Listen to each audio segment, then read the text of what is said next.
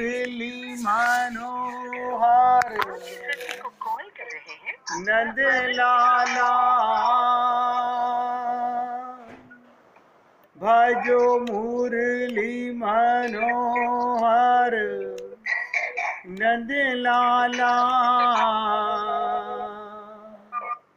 भजो गिरिधर गोविंद गोपाला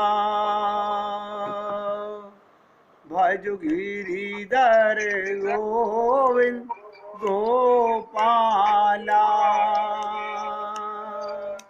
भजो मुरली मनोहर नंद लाला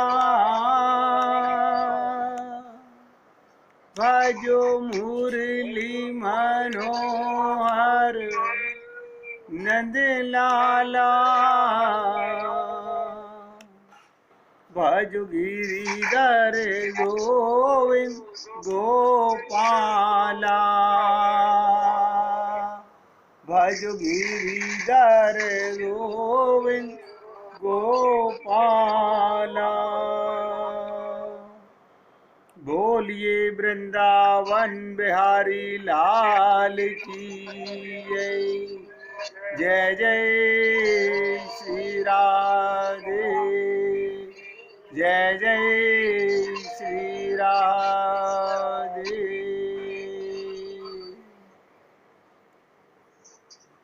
सभी भक्तों से निवेदन, सत्संग के प्रत्येक शब्द को बहुत एकाग्रचित होकर सुनने और समझने का प्रयत्न कीजिएगा। पंचरत्न रामानुज संप्रदाय के छोटे से ग्रंथ के अंदर पंचरत्न पंच रहस्यों पर मैंने आपके साथ चर्चा की। पिछले 21 दिनों में केवल 12 पेज हैं जिस पर मैंने आपके साथ 21 दिनों में चर्चा की। आज उससे अगला पंचरत्न का दूसरा ग्रंथ क्या है? प्रपन्न परित्राण। प्रपन्न परित्राण, इसको ऐसे नहीं समझ पाएंगे, सरलता से समझने का प्रयत्न करते हैं। प्रपन्न परित्राण क्या मतलब? मेरा सच्चा स्वामी कौन है, मेरा सच्चा मालिक कौन है, मेरा सच्चा बंधु कौन है। मैं हर बार आपसे सच्चा क्यों बोल रहा हूं? कोई कारण होगा ना। हमने सच्चे, परमानेंट और नित्य स्वामी को भुलाकर, बंधु को भुलाकर, मालिक को भुलाकर हमने टेम्परेरी, अनित्य को अपना स्वामी मान रखा है। इस छोटे से ग्रंथ में सिर्फ 4 पेज का ग्रंथ है, केवल 4 पेज का।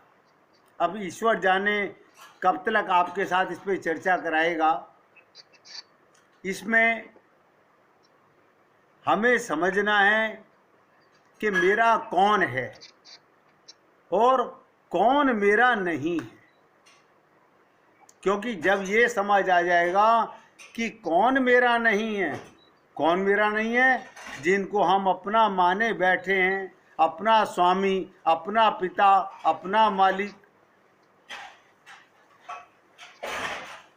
ये मालूम होते ही अनन्य गति हो जाएगी। इसका फल भी बता रहा हूं। जैसे ही आपको ये पता चलेगा मेरा असली मालिक कौन, बस इसी से आपको पता चल जाएगा अनन्य गति क्या है। ये अनन्य गति को भी इस डिटेल में नोट कीजिएगा। दुख निवारण करो चाहे ना करो।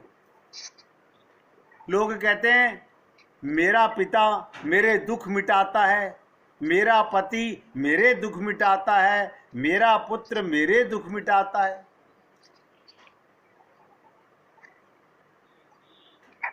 लेकिन अनन्य गति का मतलब क्या? दुख निवारण करो चाहे ना करो, मेरा दूसरा कोई रक्षक नहीं है। मेरे तो गिरधर गोपाल दूसरो ना कोई। मेरे तो गिरधर गोपाल, मेरा रक्षक तो केवल गोपाल है।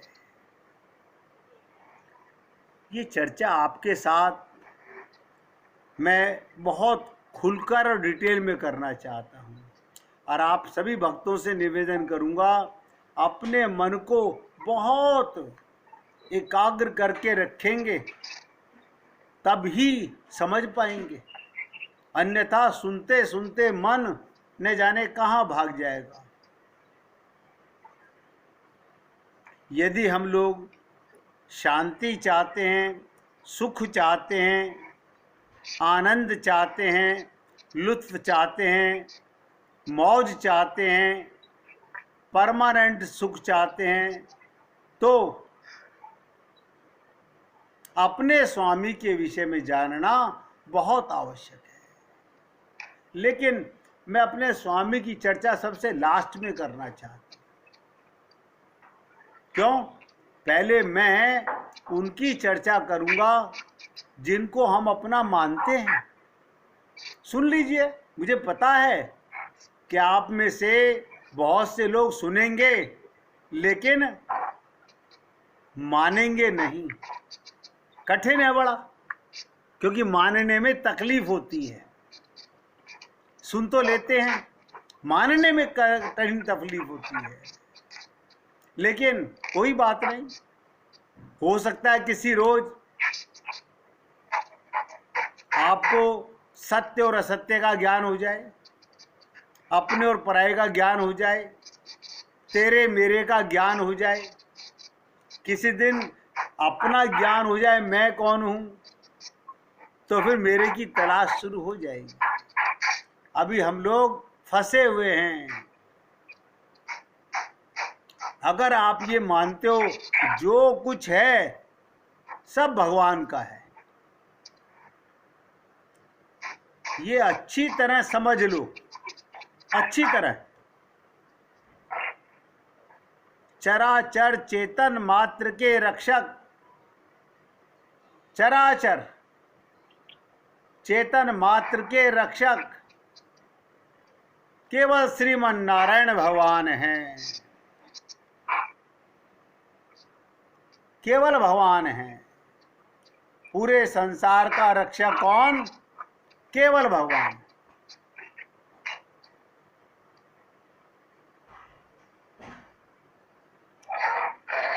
ये भक्त किसे कहते हैं? वैष्णव किसे कहते हैं?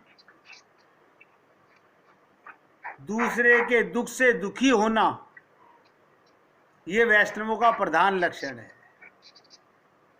और दूसरे का दुख मिटाना, ये भी वैष्णवों का लक्षण है। दूसरे को ये समझाना कि संसार में तुम्हारा कोई नहीं है, तुम संसार के नहीं और संसार तुम्हारा नहीं, सब मिथ्या धोखाधड़ी है, केवल मन का भ्रम है।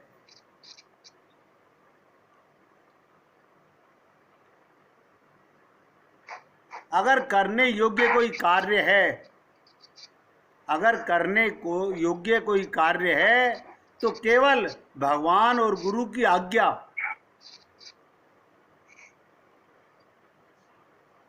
भगवान और गुरु की आज्ञा एवं सेवा समझकर करो। संसार की सेवा करो, ये हमारे प्रभु की आज्ञा है।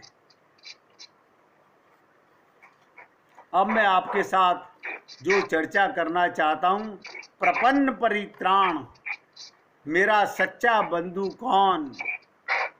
एक एक शब्द पर बहुत गहराई से सुनिएगा। संसार सर्प से ग्रसित, देखिएगा, रामानुज संप्रदाय के एक भक्त हुए श्री कृष्ण पाद, उनके सुपुत्र लोकाचार्य स्वामी जी। मैं सबसे पहले उनको हृदय से उनके चरणों में नतमस्तक होता हूँ। क्यों? ये उन्हीं की कृपा से।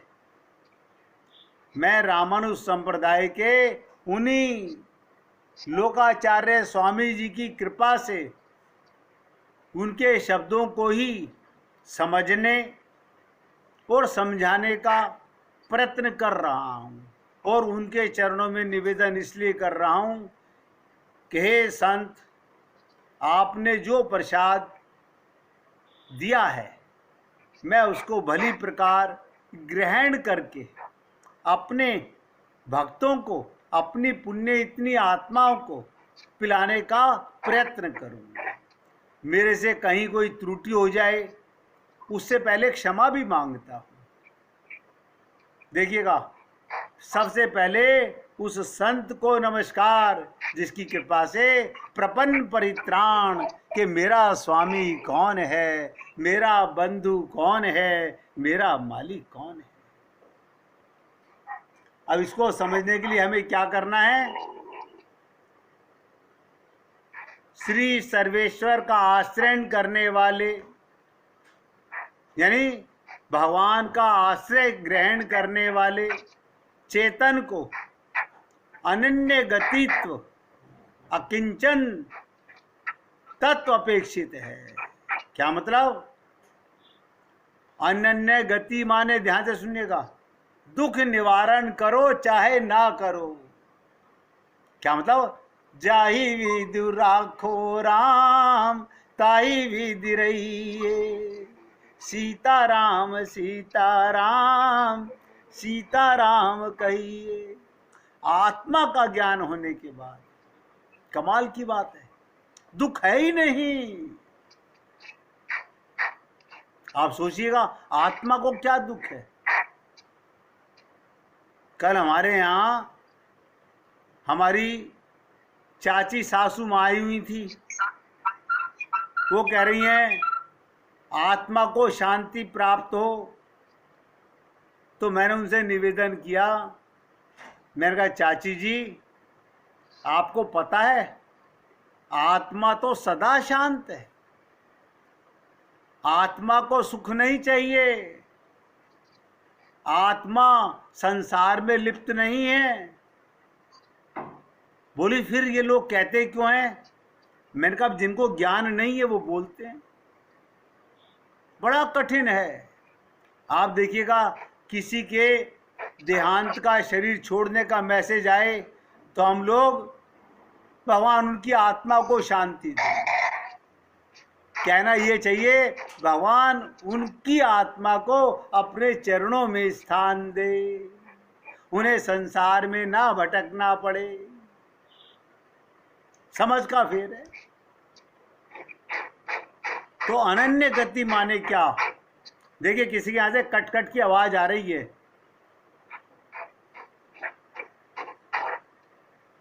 किसी चीज की आवाज आ रही है, उसको जरा बंद कीजिए या अपना मोबाइल की आवाज बंद कर लीजिए।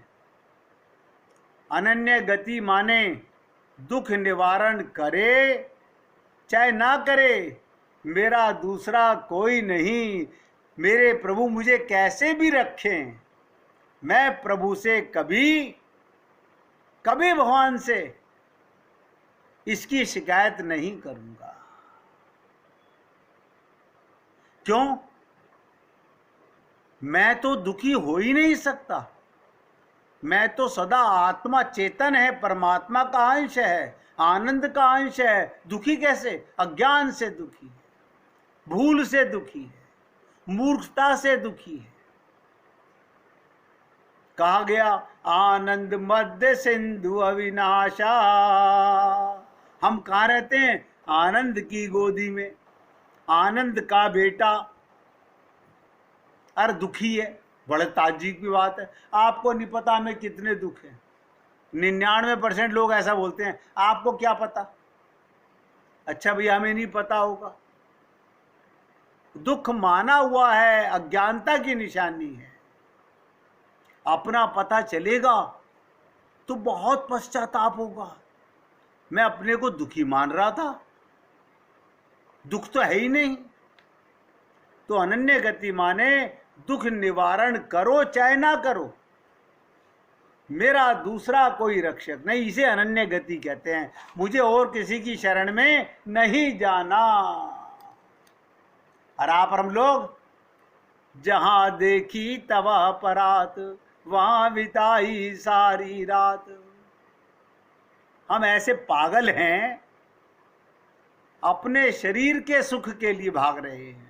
बहुत दुख होता है कि इतना सत्संग सुनने के बाद भी, मैं तो देख रहा हूं, देखिएगा, आप ही लोगों में से मुझे सहित लेकर के कुछ ही लोग हैं जो आत्मज्ञान मानकर आत्मा के सुख की ओर अनुभूति करते हैं। बाकी सब यही वो बताते हैं, अब इनके कहने से क्या होता है, हमें पता है हमारे को कितना दुख है। नहीं मानते। क्यों? वो मन के ही गुलाम हैं। इस कथन के अनुसार श्री सर्वेश्वर के सिवाय, श्री सर्वेश्वर माने लक्ष्मीपति के सिवाय, नारायण के सिवाय, गोविंद के सिवाय, भगवान राम के सिवाय दूसरा कोई भी रक्षक नहीं है। मेरा कोई स्वामी नहीं है, मेरा कोई पिता नहीं है। मेरा तो केवल एक है, जिसे मीरा ने हिम्मत करके कहा, मेरे तो गिरधर गोपाल दूसरो ना कोई। अतः रक्षांतर से व्याप्त होकर रहना, सदा उनके अपने साथ अनुभव करना, सदा उनको अपने साथ अनुभव करो। बस आपको कल्याण होने से, भगवत प्राप्ति से कोई नहीं रोक सकता। इतनी छोटी सी कसौटी बता रहा हूं। अब बताइए इसके अंदर क्या कष्ट है, इसमें क्या कष्ट है? कौन सा प्रयत्न करना है कि ध्यान में रखना सदा भगवान रहते साथ में। बस इतनी सी बात नहीं। हम परिवार को साथ महसूस करते हैं, मकान को साथ महसूस करते हैं, धन को साथ महसूस करते हैं। अरे तुम्हारे साथ ना कभी थे, ना हैं, ना कभी होंगे। आपका शरीर भी टेम्परेरी है। सोचिएगा, आपका शरीर भी टेम्परेरी है। एक दिन ये भी रखवा लिया जाएगा। सोचिएगा, जब आपका ये तन ही टेम्परेरी है तो इसके संबंधी परमानेंट कैसे हैं?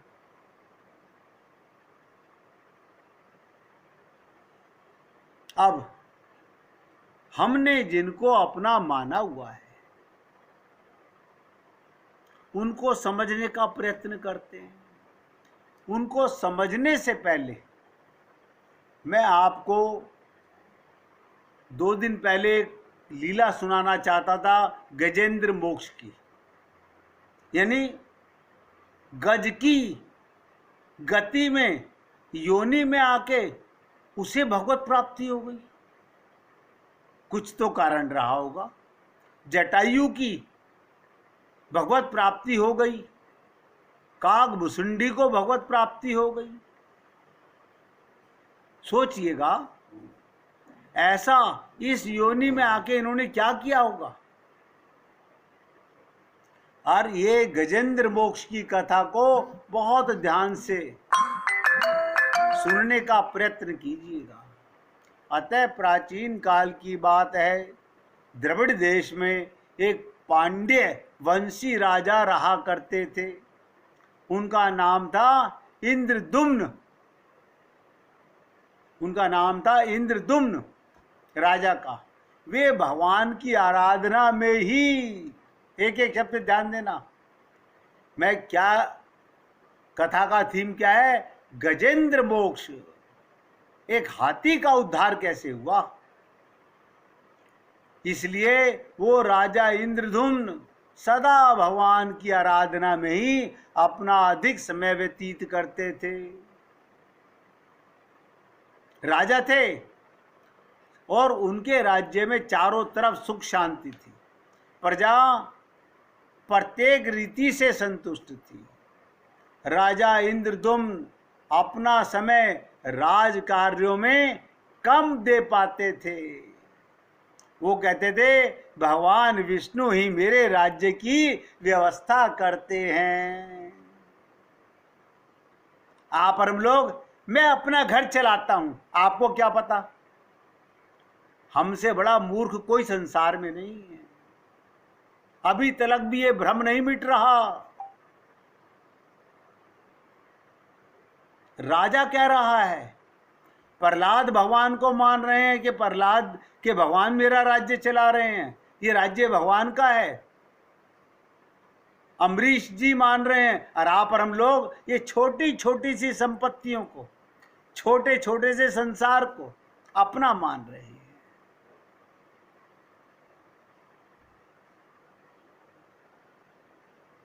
तो कहने का तात्पर्य, राजा का कमाल देखो।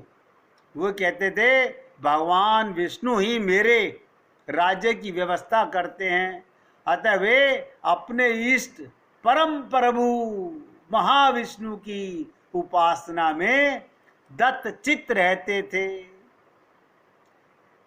दत्तचित्त का मतलब सदा व्यस्त रहते थे। उनका चित्त भगवान में लगा हुआ था। हमारा चित्त पूरी तरह संसार में लगा हुआ है। पाना चाहते हैं राम रस, बहुत दुख भी होता है। राजा इंद्रद्युम्न के मन में आराधना की लालसा, अपने गोविंद की आराधना की लालसा बढ़ती गई। प्रेम उसे कहते हैं जो बड़ मान हो। जो प्रेम घट जाए वो प्रेम नहीं, वो काम था। इस कारण से वो राज्य को त्याग कर मल्य पर्वत पर रहने लगे। एक एक शब्द ध्यान देना। राजा इंद्रद्युम्न राज्य को छोड़कर मल्य पर्वत पर रहने लगे। उनका वेश तपस्वियों जैसा हो गया। सिर के बाल बढ़कर जटा के रूप में हो गए। वो निरंतर पर ब्रह्म परमात्मा की आराधना में तल्लीन रहते। सारी सुख सुविधाओं का त्याग करके भगवान की आराधना में तल्लीन रहना बड़ा कठिन है। उनके मन, एक एक शब्द ध्यान दो, राजा प्रद्युम्न के मन और प्राण भी हरि के चरण कमलों में मधुकर बने रहते। मधुकर माने क्या होता है?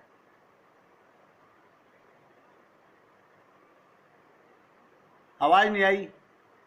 शहद, शहद, शहद।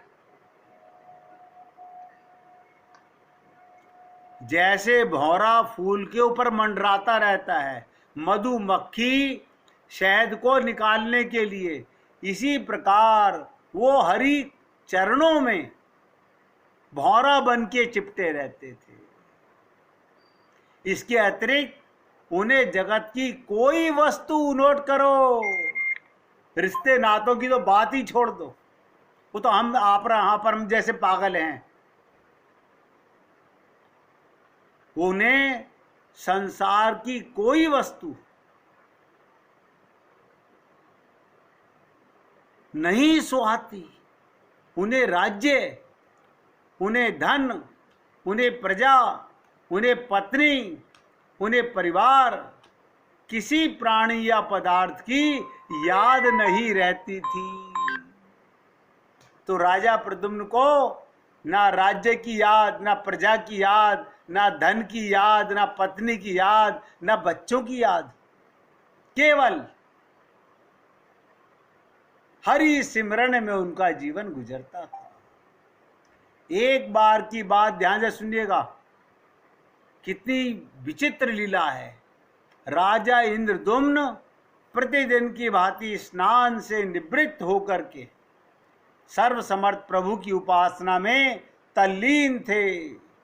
उन्हें बाहरी जगत का तनिक भी ध्यान नहीं था।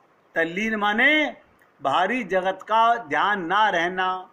मैं आपसे निवेदन करता हूं, आप एकाग्रचित्त हो जाइए, आप तल्लीन हो जाइए। नहीं हो पाते, नहीं हो पाते, क्या करें? हम मन के गुलाम हैं, हमारा मन विचलित रहता है।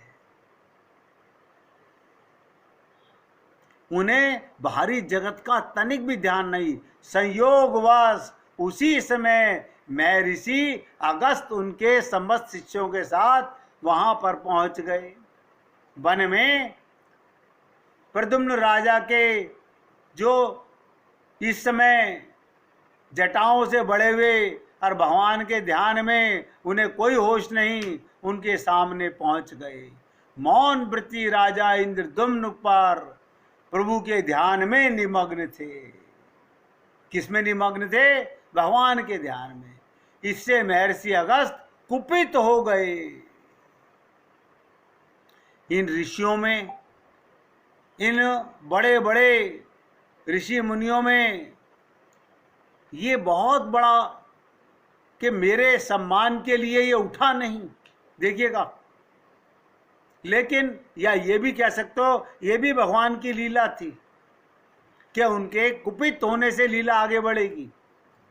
तो अगस्त कुपित हो गए, उन्होंने इंद्रद्युम्न को श्राप दे दिया। 1 मिनट कीर्तन कीजिए, फिर आगे की चर्चा करते हैं।